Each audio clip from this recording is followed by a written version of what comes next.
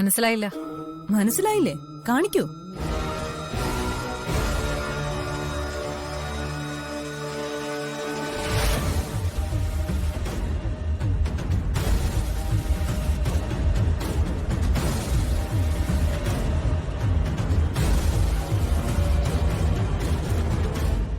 വക്കീല് നിയമമാണോ അതോ കൈനോട്ടമാണോ പഠിച്ചത്? രണ്ടും. എപ്പോഴാണ് ആവശ്യം വരുന്നതെന്ന് പറയാൻ പറ്റില്ലല്ലോ.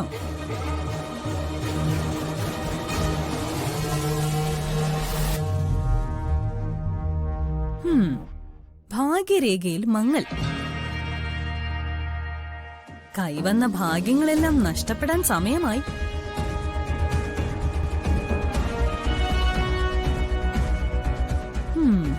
ബുദ്ധിരേഖ വക്രം. അപ്പോ നേരായ വഴിയിലൂടെ അല്ല ജീവിതത്തിൽ ഇതുവരെ സഞ്ചരിച്ചതൊന്നും, അല്ലേ? ചതിച്ചു നേടിയതൊക്കെ നഷ്ടപ്പെടുന്ന പേടിയുണ്ടോ? ഞാൻ ആരെയും ചതിച്ചൊന്നും നേടിയിട്ടില്ല. വക്കീലിന് ഹസ്തരേഖയും വശമുണ്ടെന്ന് തോന്നുന്നല്ലോ. Yes your honour. ഹസ്തരേഖ നോക്കി ഒരാളുടെ സ്വഭാവവും ഭാഗ്യനിർഭാഗ്യങ്ങളും പറയാൻ പറ്റും. പക്ഷെ അത് ശാസ്ത്രീയമായ തെളിവല്ലല്ലോ. കോടതിക്ക് അത് അക്സെപ്റ്റ് ചെയ്യാൻ പറ്റില്ല. അറിയാം യുവർ ഓണർ. ഞാൻ വെറുതെ ഇവരുടെ സ്വഭാവത്തെക്കുറിച്ചൊന്ന് പഠിക്കുമായിരുന്നു. ഈ സ്ത്രീ ഒരിക്കലും നേരെ സഞ്ചരിക്കുന്നവരല്ല.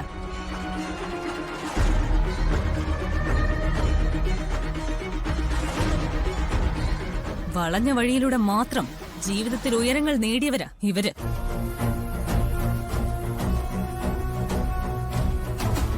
Objection your honour. ഇത് എന്റെ കക്ഷിയെ പരസ്യമായി അപമാനിക്കുന്നതിന് തുല്യമാണ്. ഒരിക്കലും അല്ല യുവർ ഓണർ. പ്രതിഭാഗത്തിന്റെ മാനസികാവസ്ഥയെക്കുറിച്ച് സൂചിപ്പിക്കാൻ ഞാൻ ഹസ്തരേഖ ഉപയോഗിച്ചെന്ന് മാത്രമേ ഉള്ളൂ. എന്താണ് വാദിഭാഗത്തിന് ക്ലാരിഫൈ ചെയ്യാനുള്ളത്? പ്രതിഭാഗം കോടതിയിൽ സമർപ്പിച്ചിട്ടുള്ള പുതിയ തെളിവുകളെ കുറിച്ചാണ് എനിക്ക് ഇവരോട് ചോദിക്കാനുള്ളത്. Yes, proceed.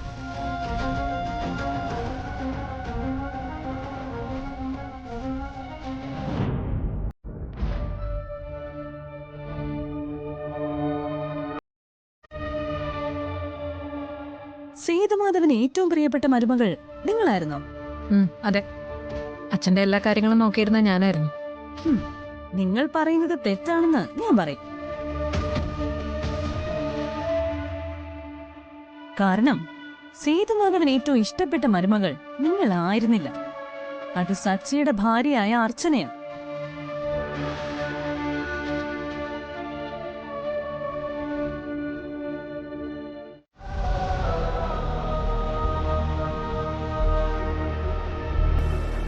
അത് തെളിയിക്കുന്ന രേഖകൾ ഞാൻ ഈ കോടതിയിൽ സമർപ്പിക്കുന്നു.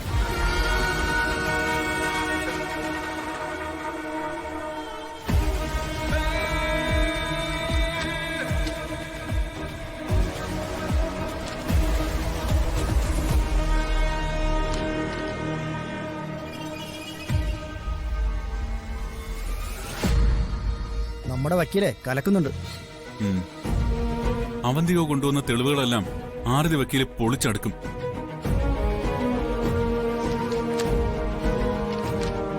ഇനി പ്രധാന വിഷയത്തിലേക്ക് വരാം. എന്തായിരുന്നു സേതുമാധവൻ സ്വത്തുക്കൾ സ്വന്തം മക്കൾക്ക് പോലും കൊടുക്കാതെ നിങ്ങളുടെ പേരിലേക്ക് മാത്രം എഴുതാനുള്ള കാരണം? എന്നോടുള്ള സ്നേഹം കൊണ്ട്. അപ്പോ നിങ്ങൾക്കും അദ്ദേഹത്തോട് അത്രയും സ്നേഹം ഉണ്ടായി കാണും, അല്ലേ? അതെ. പിന്നീട് മാറ്റി പറയരുത്. ഇല്ല. ശരി, സമ്മതിച്ചു. മരുമകളോട് അത്രയും സ്നേഹമുള്ള അമ്മായി അച്ഛനെ നിങ്ങൾ എന്തിനാണ് ആ വീട്ടിൽ നിന്ന് പോലീസിനെ ഉപയോഗിച്ച് പുറത്താക്കിയത്?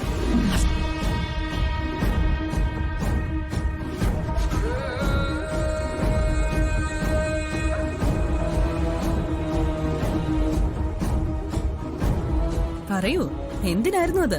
അത് മറുപടി ഇല്ല, അല്ലേ?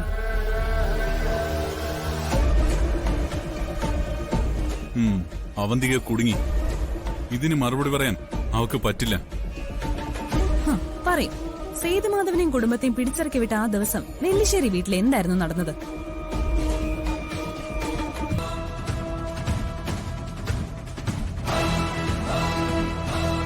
പോലീസ് റിപ്പോർട്ടും മൊഴികളും എന്റെ കയ്യിലുണ്ട്. നിങ്ങൾക്കിനി കള്ളം പറഞ്ഞ് അധിക നേരം പിടിച്ചു നിൽക്കാൻ പറ്റില്ല അവന്തിക. സത്യം നിങ്ങൾ ഈ കോടതിക്ക് മുമ്പിൽ പറഞ്ഞേ പറ്റൂ.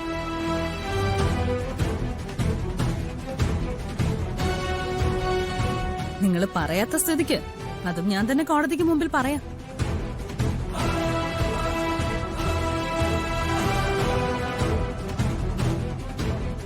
യുവർ ഓണർ, സേതുമാധവന് ഇത്രയും സ്നേഹമുണ്ടായിരുന്ന ഈ മരുമകൾ അദ്ദേഹത്തിന്റെ സ്വത്തുക്കളെല്ലാം നിർബന്ധിച്ചെഴുതി വാങ്ങിയതിനു ശേഷം പോലീസിനെ ഉപയോഗിച്ച് സേതുമാധവനെയും കുടുംബത്തിനെയും ബലമായി നെല്ലിശ്ശേരി വീട്ടിൽ നിന്നും പിടിച്ച് പുറത്തിറക്കി ഗേറ്റിന് വെളിയിൽ തള്ളി.